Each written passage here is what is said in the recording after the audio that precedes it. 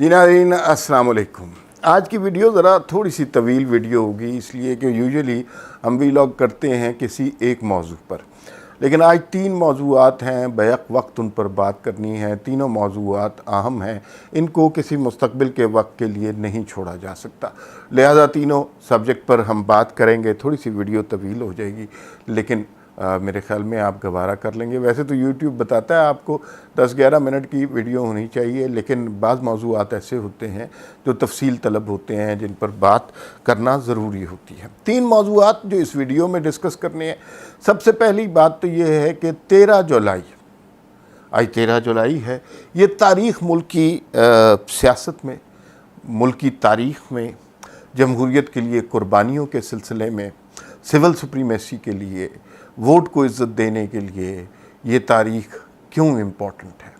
इस तारीख़ को ऐसा क्या हुआ था कि जिसके नतीजे में हमने एक बहुत ज़बरदस्त कैंपेन देखी, एक बहुत बड़ा वाक़या देखा, और उसके बाद लोगों में एक ज़हनी शऊर की लहर आई, और ख़ास तौर पे पंजाब से वो आवाज़ें उठने लग गईं जिसका किसी ने तसव्वुर भी नहीं किया था, जो किसी के वहमो गुमान में भी नहीं थी। तो 13 जुलाई वो तारीख़ थी, 13 जुलाई के हवाले से बात करते हैं। अच्छा, दूसरी बात वो ये है कि इमरान खान साहब ने पहले तो वैसे आलमी साजिश से कम वो कुछ करते ही नहीं थे, और फिर यूरोपियन और रूस, अमेरिका, इस सारी चाइना और ये सारी चीज़ें बैनुल-अक़वामी लेवल पे खेल रहे थे। लोकल लेवल पे तो उन्हें पसंद ही नहीं है खेलना। लेकिन गुज़िश्ता कुछ दिनों से अपनी तकारीर में, ज़िमनी इंतख़ाबात के अपने जलसों में 2 लोगों के नाम लेने शुरू कर दिए, और 2 लोगों के नाम भी मख्फ़ी लिए हैं, छुप छुपा के लिए हैं, डायरेक्ट नहीं लिए। और वो 2 लोगों के नाम वो कहते हैं कि मिस्टर एक्स ने मिस्टर वाई को ये कहने का हुक्म दिया। वो पुरानी इमरान सीरीज़ आप पढ़ते थे ना, उसके अंदर वो जो है बताते थे कि वो एक X2 एक कैरेक्टर होता था जो ऊपर से सारी चीज़ें मॉनिटर कर रहा होता था, कभी किसी को हुक्म देता था, कभी किसी को कुछ कर देता था। मेरा ख्याल है उस तरह की कहानियाँ उनके जहन में या उनके इर्द गिर्द के लोगों के जहन में है, और वो इस तरह के नाम ले रहे हैं। ये लोग कौन हैं जिन्हें वो मिस्टर एक्स और मिस्टर वाई क्यों कह रहे हैं? उनके इस तरह खुफिया नाम लेने से इमरान खान को फ़ायदा क्या हो रहा है, और असल में वो कौन से नाम लेने से कतरा रहे हैं, ये कैंपेन किसके ख़िलाफ़ कर रहे हैं, मुस्तक़बिल में इन मिस्टर एक्स और मिस्टर वाई से उनके साथ इमरान खान का क्या करने का इरादा है। ये दूसरी ख़बर हो गई। तीसरी ख़बर जो है वो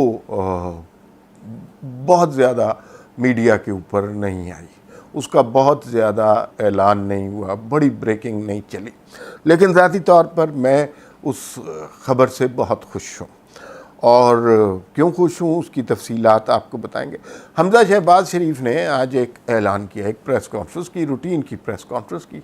उसके अंदर चंद बातें उन्होंने की जो कम से कम मेरे लिए बहुत ज़्यादा तमानियत का बाइस थी, खुशी का बाइस थी, और जो हमारा सोशल फैब्रिक जिसे हम कहते हैं कि टार्निश हो रहा है, उसको जोड़ने की, हील अप करने की कोशिश की। और मेरे ख़्याल में उस ऐलान की, वो ऐलान क्या था आपको बताएंगे, वो उस ऐलान की जितनी ज़्यादा तारीफ़ की जाए, जितना ज़्यादा उसको ज़िक्र किया जाए, उतना ही बेहतर है। तो वो मैं आपको बताऊंगा जब उस स्टोरी की बारी आएगी कि वो ऐलान क्या था, और हमज़ा शहबाज ने किस तरह बहुत से ऐसे लोगों के दिल जीत लिए जिनको कोई सच्ची बात है, कोई ज़्यादा लिफ्ट नहीं कराता इस माशरे में। लेकिन हम अपनी पहली स्टोरी की तरफ आते हैं। 13 जुलाई 2018 नवाज शरीफ और मरीम नवाज़ वापस आ गए लंदन से। उससे पहले मीडिया, और वो उस ज़माने में मकबूजा मीडिया था, इस ज़माने में भी मकबूजा मीडिया है, तो उस वक्त ये कहा जा रहा था भगोड़े हैं, लंदन भाग गए हैं, और अगर बहादुर हैं, मर्द के बच्चे हैं तो वापस आए वतन में, जमहूरियत की जंग लड़नी है तो बाहर से मियाँ साहब डील करके भाग गए हैं। और उस वक्त नवाज शरीफ की अहलिया की तबीयत बहुत ख़राब थी, ये अब हमें पता है। बिस्तर मर्ग पर वो थी नवाज़ शरीफ। ज़ाहिर है कोई भी शौहर जिसका इतना पुराना साथ हो वो अपनी बीवी की बिस्तर की पट्टी के साथ लग के बैठेगा। कोई बेटी होगी तो वो अपनी माँ की आखिरी लम्हों में खिदमत करेगी। और यहाँ पे जिस तरह का हॉस्टाइल मीडिया था, हमारे कुछ वफाकी कुछ जो बाद में वफाकी वज़रा बने, कुछ एंकर्स, उन्होंने अलन ऐलान कह दिया कि ये बेगम कुलसूम नवाज़ मरहुमा का बीमारी एक ड्रामा हो रहा है, और उस बहाने नवाज़ शरीफ जाकर छुप गए हैं लंदन में और अब वो वापस नहीं आने वाले। मरीम नवाज़ के साथ डॉन लीक्स और ये वो कि नवाज़ शरीफ को अगर मरवाया है तो मरीम नवाज़ ने। पूरे मुल्क में ये सूरत हाल थी। लंदन में एक तहरीक इंसाफ के वर्कर बेगम कुलसूम नवाज़ के कमरे में भी जाली डॉक्टर बनकर घुसने की कोशिश उन्होंने की, ये देखने के लिए कि वो हयात हैं या अभी उनकी सांसें ख़त्म हो चुकी हैं। इस लेवल का हॉस्टाइल मीडिया था। अरबों खरबों से कम करप्शन की मीडिया बातें ही नहीं करता था। साकिब निसार का फ़ैसला आ चुका था। इमरान खान का हाइब्रिड निज़ाम बनने का पूरा प्लान मुरतब हो चुका था। नवाज़ शरीफ को गुज़िश्ता फ़ैसलों से बिल्कुल पता था कि अब उन्हें इंसाफ नहीं मिलेगा। उस सब के बावजूद नवाज़ शरीफ ने अपनी बेटी का हाथ पकड़ा और लंदन से वापस आ गए। कहा यह जाता है दुबई या अबू धाबी में जब उनकी फ़्लाइट रुकी तो उनको रिक्वेस्ट की गई, वही लोग उन लोगों की जानिब से जो हाइब्रिड निज़ाम ला रहे थे, कि आप वापस चले जाएं, आपके सारे केसेस ख़त्म हो जाएंगे। लेकिन नवाज़ शरीफ उस वक्त सिविल सुप्रीमेसी और वोट की इज़्ज़त दो का बयानिया लेकर चल पड़े थे और उन्होंने उनकी बात नहीं मानी। उन्हें पता था कि पाकिस्तान आकर उनको जान से भी मारा जा सकता है, जेल में कैदोबंद की सोबतें भी हो सकती हैं, बेटी को भी कैद किया जा सकता है, बदतमीज़ी भी हो सकती है, जो हमने आने वाले दिनों में देखा। उस सब के बावजूद 13 जुलाई 2018 को नवाज़ शरीफ मरीम नवाज़ का हाथ पकड़कर वापस आ गए। ये कुछ मनाजिर हैं कि जिस वक्त वो एयरपोर्ट पर उतरे, लाहौर में लोग बहुत ज़्यादा जमा हुए थे, लेकिन शहबाज शरीफ उनको एयरपोर्ट तक लीड करने में नाकाम रहे। अगर उस दिन पाकिस्तान में किसी मकाम पर 20 लाख लोग जमा हो जाते तो सिविल सुप्रीमेसी के मामले पर अवाम की मोहर सख्त हो जाती। लेकिन इतने लोग जमा ना हुए। पहले इन्हें लाहौर उतारना था, फिर उसके बाद इस्लामाबाद लाया गया, और ये वो मनाजिर हैं कि जिस वक्त उनकी फ़्लाइट उतरी उस वक्त क्या सूरत हाल थी।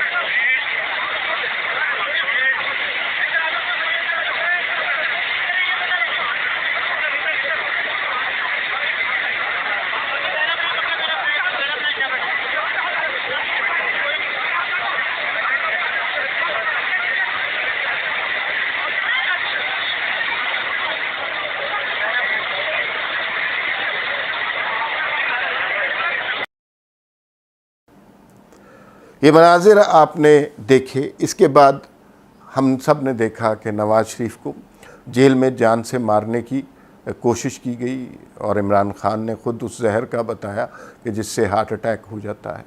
प्लेटलेट्स उनके कम होने शुरू हो गए। मरीम नवाज़ जेल में ही थी और बड़ी शदीद मुश्किलात में थी। आज हमें पता चल रहा है कि उनके बाथरूम में भी कैमरे लगे हुए थे। रात के 12 बजे नैब के हुक्मरान उनके कमरे में घुस आते थे और तफ्तीश किया करते थे। लोगों से मिलने जुलने पर पाबंदी थी। मुझे इत्तफाक हुआ कि मैं जब वो अडयाला जेल में थे तो मैं मिलने गया, और वो मेरे लिए बड़ा तारीख़ी दिन था। बड़ी मुश्किलों से गया, आसानी से। उससे पहले एक दिन गया तो वहाँ पर मुलाकात नहीं हो सकी, हमें किसी ने अंदर ही नहीं जाने दिया। तो फिर उसके बाद किसी से कहलवा के मुलाकात हुई। वो पता चलता था कि नवाज़ शरीफ साहब अंदर से जिन्हें टिक करके भेजते हैं वही अंदर आ सकते हैं। तो नवाज शरीफ साहब या मरीम नवाज़ ने बाहर हमारे नाम को टिक कर दिया, हम वहाँ पर पहुँचे और वो ऐसा नहीं था कि 1 to 1 मुलाकात हो रही थी। एक कमरा था जो शदीद गर्मी थी और पसीने से सबका बुरा हाल था और उस कमरे में 30-35 लोग बैठे हुए थे। वो आते थे, चले जाते थे। नवाज़ शरीफ और मरीम नवाज़ सामने बैठे थे और वो सबको लोग बहुत इमोशनल हो रहे थे, नून लीग के वर्कर। और एक मरीम नवाज़, और मुझे ये भी याद है मरीम नवाज़ ने ब्लैक ड्रेस पहना हुआ था उस दिन और वो सबको तसल्ली दे रहे थे। मुझे ये भी याद है कि उस मुलाकात में एक नून लीग का वर्कर था जो बड़ी सिफारिशें करा के अंदर आया था और उसने नवाज़ शरीफ और मरीम नवाज़ को इस हाल में देखा तो धाड़े मार मार कर रोना शुरू कर दिया। और नवाज़ शरीफ बजाय इसके कि वो नवाज़ शरीफ को तसल्ली दे, क्योंकि कैद व बंद में तो वो थे, नवाज़ शरीफ उसको तसल्ली देने लग गए। लेकिन वो मुश्किल वक्त था। फिर उसके दौरान ही हमें पता चला कि बेगम कुलसूम नवाज़ का इंतकाल हो गया लंदन में। और उस दिन की कहानी भी बहुत दफ़ा सुनाई जा चुकी है। उस दिन मरीम नवाज़ और नवाज़ शरीफ को कुछ इंडिकेशन थी कि उनकी तबीयत बहुत ख़राब है और बार बार ये बात करने की कोशिश कर रहे थे लंदन। मरीम नवाज़ ने अपनी वालदा को नहीं बताया था कि वो कैद में है, तो जिस पे वो खफा होती थी कि मेरी वीडियो कॉल पे बात कराओ और मैं किसी तरह उनसे बात करना चाहती हूँ। तो ज़ाहिर है नहीं कर सकते थे जेल में एक हफ्ते के लिए 20 मिनट का कॉल का टाइम मुख्तस था। माँ और बेटी, अलील माँ बिस्तर मर्ग पर माँ और बेटी जब बात कर रहे होते हैं तो 20 मिनट की घड़ियाँ तो पल में गुजर जाती हैं। तो जिस दिन उनका इंतकाल हुआ उस दिन हफ्ते के 20 मिनट गुजर चुके थे। 3 दफ़ा का प्राइम मिनिस्टर और उनकी बेटी दारोगाए जेल से दरख्वास्त करते रहे कि हमारी 1 मिनट के लिए बात करवा दो, एक दफ़ा शक्ल दिखा दो, मगर उसने कहा जी कि मैं मजबूर हूँ और बात नहीं हुई। फिर उसके बाद नवाज़ शरीफ को और मरीम नवाज़ को इत्तला दी गई, फिर इन्हें इकट्ठा किया गया और जाहिर है दोनों एक दूसरे के गले लग के बहुत रोए। और फिर उसके बाद हमने देखा कि इन्हें वतन लाया गया और फिर ये तदफीन के लिए पैरोल पर रिहा किया गया। फिर लाहौर ले जाया गया, लाहौर में कैद व बंद की सहूलतें बर्दाश्त की। ये वो दिन था 13 जुलाई। अगर नवाज़ शरीफ ये फ़ैसला करते कि वो चाहें तो लंदन में रह सकते हैं, पूरा साइज ज़िंदगी गुजार सकते हैं, तो बड़े आराम से गुजार सकते थे। अपनी ज़िंदगी के बहुत कीमती लम्हात अपनी अहलिया के आखिरी लम्हात के साथ गुजार सकते थे। मरीम नवाज़ चाहती तो एक मशरक़ी सी खातून बनकर लंदन में बैठी रहती और ना वो सियासत में आती, ना फिर इस तरह वो जलसों में तकरीरें करती, ना जेलों में जाती। ये सब इनके लिए बहुत मुमकिन था। हमने भुट्टो फैमिली की कुर्बानियों का ज़िक्र किया हमेशा। जमहूरियत के लिए बहुत कुर्बानियाँ हैं उनकी। और जुल्फ़िकार अली भुट्टो को फांसी लगा दिया गया और बेनज़ीर भुट्टो को गोली मार दी गई। लेकिन ये तारीख़ में भी कारनामा याद रखा जाएगा कि एक बाप ने अपनी बेटी की कुर्बानी दी और किसी किस्म का जो है कॉम्प्रोमाइज़ नहीं किया। आज जो आपको पाकिस्तान बदलता हुआ नज़र आ रहा है, आज जो आपको जमहूरियत की आवाज़ बुलंद होती हुई नज़र आ रही है, आज जो आपको मीडिया आज़ाद होता नज़र आ रहा है, आज जो आपको सिविल सुप्रीमेसी की आवाज़ें नज़र आ रही हैं, वो उसके लिए हम सबको मरहून मिन्नत होना चाहिए। 13 जुलाई 2018 को, 25 जुलाई को इलेक्शन था। उससे पहले नवाज़ शरीफ को और मरीम नवाज़ को जेल में रखना था, इसलिए कि इनकी झलक भी आवाम को मिल जाए तो वोट बैंक उस तरफ हो जाता है। तो वो एक बहुत कभी दौर था। साकिब निसार उस दौर के फ़िरौन थे और आने वाले दौर के वो निशाने इबरत होंगे। ये नहीं हो सकता कि आप इतना जुल्म करें। तो 13 जुलाई की ये तारीख़ थी, ये आपसे शेयर करना बहुत ज़रूरी थी। अब दूसरी स्टोरी पे चलते हैं। दूसरी स्टोरी है कि इमरान खान मिस्टर एक्स और मिस्टर वाई किसको कह रहे हैं और क्यों कह रहे हैं। पहले खान साहब की बात सुन लेते हैं, फिर उसके बाद मजीद बात करते हैं। और मिस्टर एक्स, एक मिस्टर एक्स भी है, इसको हुक्म मिला हुआ है कि तुमने किसी सूरत इन चोरों को जताना है। तो मिस्टर एक्स, मुझे नई खबर मिली है कि तुमने मिस्टर वाई को मुल्तान पहुंचा दिया धांधली के लिए। तो मिस्टर एक्स और मिस्टर वाई, आज सारी कौम के सामने मैं आपको चैलेंज कर रहा हूं कि मेरी कौम आपकी धांधली के बावजूद आपको फेंटा लगाएगी, जीतेगी इलेक्शन। ये खान साहब की गुफ्तगू आपने सुनी, वो बार बार कह रहे हैं मिस्टर एक्स और मिस्टर वाई। पहली बात तो ये है कि खान साहब नाम क्यों नहीं ले रहे। दूसरों के बच्चों को तो वो कह रहे हैं कि आप जो है टैंकों के नीचे लेट जाए। ये ज़िमनी इंतखाब नहीं है, ये जहाद है, ये जंग है, और लड़ा दो, मार दो, जला दो, ये सब कुछ हो रहा है। और आप में इतनी आपकी औकात नहीं है, इतनी आप में हिम्मत नहीं है कि आप लोगों को बता सकें कि मिस्टर एक्स कौन है, मिस्टर वाई कौन है। ये जो खुफिया नामों और कोड वर्ड्स के पीछे छुपना, ये मर्दानगी तो नहीं है, ये तो लीडरशिप नहीं है। तो सिर्फ आप माशरे में लोगों के बच्चों को मरवाने के लिए तो आप कहते हैं कि जहाद पे निकल पड़ो, और जब अपनी बारी आती है तो अपनी जान बचाने के लिए मिस्टर एक्स और मिस्टर वाई जैसे तलाज़मे इस्तेमाल करते हैं। किसको कह रहे हैं, इस पे भी बात करनी चाहिए। इमरान खान बहुत अरसे से फ़ौज की आला क़यादत के ख़िलाफ़ कैंपेन कर रहे हैं। जनरल बाजवा उनकी हिट लिस्ट पर हैं। वो कभी खुफिया तौर पर हदायत देकर जनरल बाजवा के ख़िलाफ़ ट्रेंड चलवाते हैं।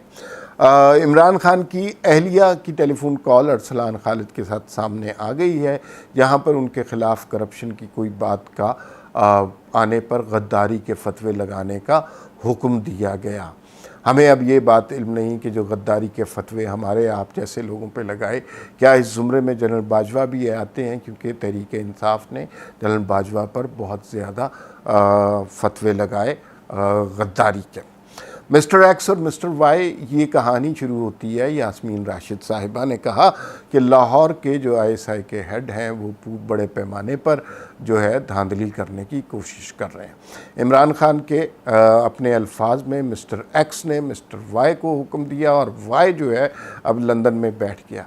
आप इसको, ये बुनियादी तौर पर दो किरदार हैं जिनको इमरान खान जो है जिनकी तज़हीक करना चाहते हैं, जिनकी तज़लील करना चाहते हैं, और वो दो किरदार हैं chief of army staff general Qamar Javed Bajwa और DG ISI नदीम अंजुम।